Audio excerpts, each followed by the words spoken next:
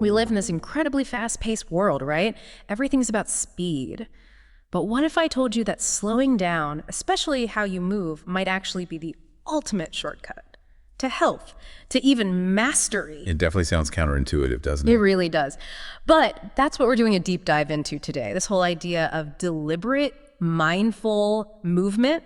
We're looking at traditions from, well, all over the place, historically and globally. And they offer some pretty profound insights, I think, into body mastery, healing, just general well-being. Absolutely. It goes way beyond just the physical benefits. Exactly. We're talking mental, maybe even spiritual transformation. So you should get ready for some surprising connections and maybe some practical stuff you can actually use. Okay, so when you think slow, precise movement, maybe yoga. Tai Chi comes to mind. Sure, those are the common ones people think of. But what's really striking, and one of the sources pointed this out, is that some really rigorous examples come from, 19th century military sword training. Kind of unexpected. Definitely unexpected. You're talking about Henry Charles Angelo's work. Yeah, exactly. His extension exercises. Our sources mention his 1817 manual. Right. It became standard for the British Army for like almost 100 years. Wow, that long. Yeah.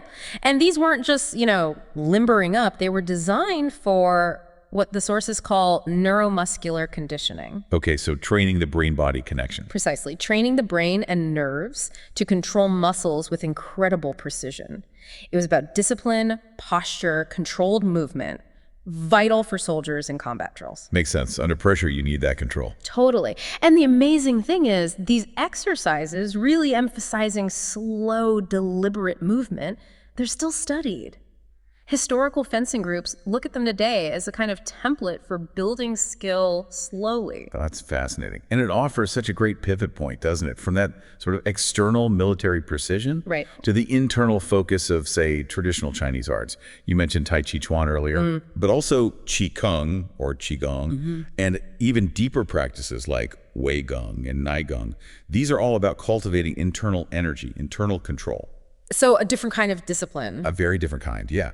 Here, slowness isn't about rigidity for combat. It's seen as almost a gateway to transformation. Transformation how?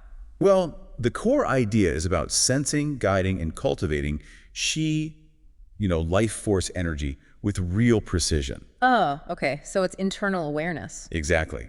Deep awareness, breath control, aligning your energy. Yeah. That takes priority over just speed or brute strength. Tai Chi, for instance, people often call it meditation in motion. I've heard that. Good for balance and coordination. Excellent for balance, coordination, Yeah. building internal strength, yeah. And Qigong is more focused on sort of harmonizing and circulating that Qi, often for healing purposes. Okay, so ancient wisdom. But how does this connect to like modern science? Well, this is where it gets really interesting. Our sources explain how slow, mindful movement literally rewires the brain. Rewires the brain. Think neuroplasticity. Your brain isn't fixed. It's adaptable. Slow, mindful movement. It's like consciously carving better pathways. It activates your parasympathetic nervous system. The rest and digest system. That's the one. It dials down stress hormones. Plus, it seriously improves proprioception. Proprioception, that's your body's sense of where it is in space. Exactly, your internal GPS, basically. Better proprioception, better movement. It also helps regulate emotions, boost mental clarity. But the benefits are holistic. We're talking better balance, cardiovascular perks, immune support, even relief from chronic pain. Wow. And the mental health side is huge too. Less anxiety, more mindfulness. It's quite profound. That really is powerful. Just the idea that moving slowly can like physically reshape your brain for the better. But here's the thing. This isn't just for elite soldiers or, Tai Chi masters in a park. Not at all. This wisdom of moving slowly, as one source put it, it's more of a philosophy, right? About doing things at the right speed, quality over just rushing. Prioritizing depth over haste. Yeah. And that applies to your everyday life. You listening right now, it doesn't have to be a formal practice. Good point. What kind of examples are we talking about? Well, think about just walking. If you consciously walk a bit slower, pay attention to your posture. That alone can improve how you feel, mentally too. Or mindful breathing, just a few slow breaths, can calm your whole system, sharpen your focus. Simple things. Really simple. These little acts of slowness, they feel almost radical today, don't they? But they're accessible tools, ways to reclaim a bit of peace, a bit of agency. in this, crazy overstimulated world we're in. Absolutely. And if we connect that back, the common thread here across Angelo's drills, Tai Chi, Qigong, it's neuroplasticity again.